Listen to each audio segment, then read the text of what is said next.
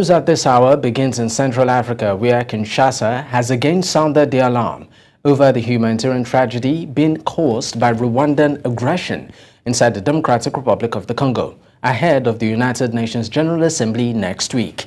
Communications Minister Patrick Moyaya and Justice Minister Rose Mutombo set out their case against Kigali in a news conference in the capital.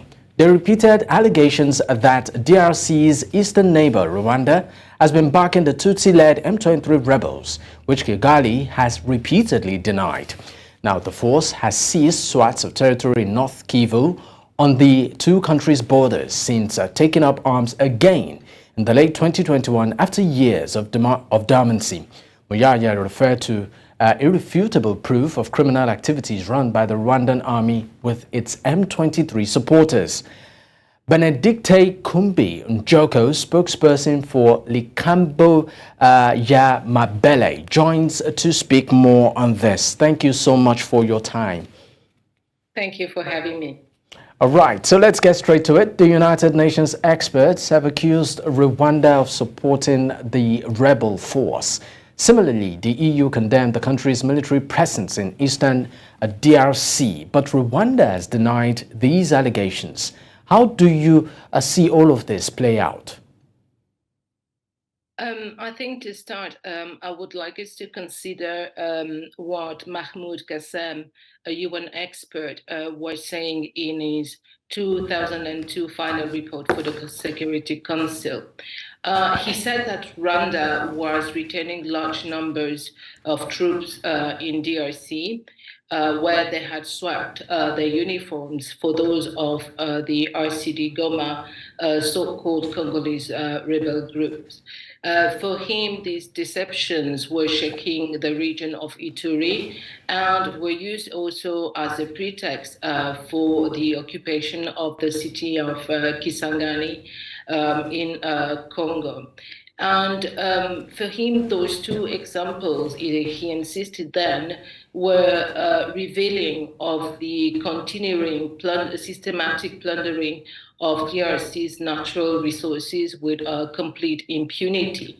And he also said that the criminal alliances in the region had an economic interest in maintaining the dynamics of war. And I think that this statement hasn't changed. What we see today with the M23 is the continuity of that impunity, is the continuity of alliances, criminal alliances for economic gains. And this has been the trend with Rwanda since they started aggressing Congo in 1996. So what we see here is nothing new. And if the M23 was able to capture so many places in Rutshuru and Masisi is because they have the support of Rwanda, and that support has been documented by the UN last year and by organizations like Human Rights Watch, for instance. And we know that the support is logistical, but also the sending troops on DRC soil.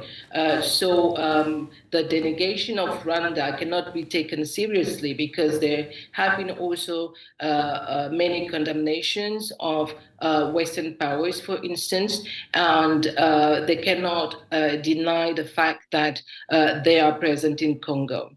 Now, DR Congo's Communications Minister Moyaya is calling for a more vigorous international response to the crisis. How effective do you think this will turn out? But I think that Mr. Moyaya should first start looking at what DRC can do about this situation, because Mr. Tshisekedi, the president, and his government have shown no capacity whatsoever of quelling those aggressions.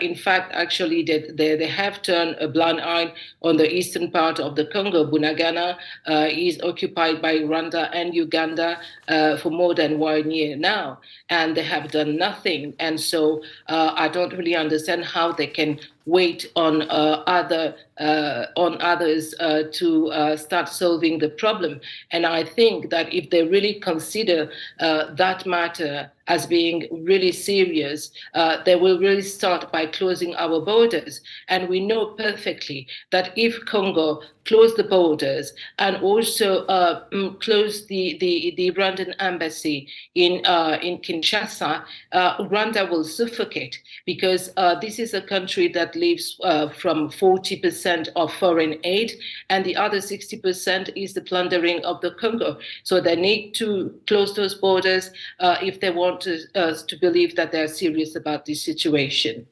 All right, finally, before I let you go, what do you think the government of DR Congo can do to ensure that this long-lived crisis is over? As I am saying, I think that they need really to take drastic measures, meaning that they need to show Rwanda that they cannot go on, playing that blame game that they are doing in the region, sending proxies militia in the Congo, pretending that those militias are there to defend the Tutsis in the Congo, where we know perfectly that they are there for the economic gains, and that because without Congo they cannot live. This year, Rwanda was the largest exporters of coltan and tantalum. They don't have these minerals here in their country. So we know perfectly that if we cut that, it will be difficult for them to act again. And of course, Congo should be more vocal towards the Western powers who actually spend their time condemning, not really condemning, but just asking Rwanda to stop the support. But actually, they should be more vocal about justice, meaning that they need to send Mr. Kagame and Mr. Museveni of Uganda to be tried for the mass murder they are committing in the Congo.